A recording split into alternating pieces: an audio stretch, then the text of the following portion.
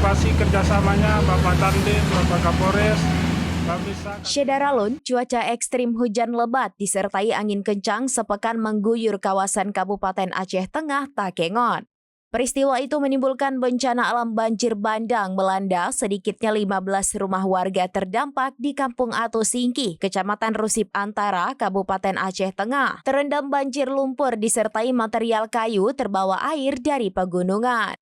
Pasca terjadinya banjir bandang, Pangdam Iskandar Muda Maijen TNI Niko Fahrizal memerintahkan Komandan Korem 011 Lila Wangsa, Kolonel Infantri Ali Imran mengerahkan personel TNI jajarannya yang berada di Kodim 0106 Aceh Tengah melaksanakan karya bakti membantu masyarakat terdampak bencana alam.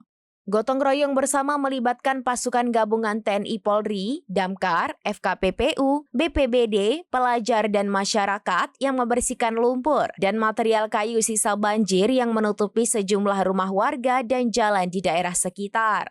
Sementara M. Adam, Kepala Desa Atu Singkih mengatakan pihaknya menyampaikan terima kasih atas bantuan personel TNI Polri dan instansi lainnya membantu warganya yang terdampak banjir bandang.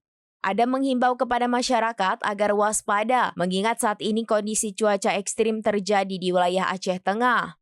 Sebab musim pancaroba dapat menimbulkan hujan disertai angin kencang dan longsor susulan diperkirakan masih terjadi dalam sepekan. Download Tribun X sekarang, menghadirkan lokal menjadi Indonesia.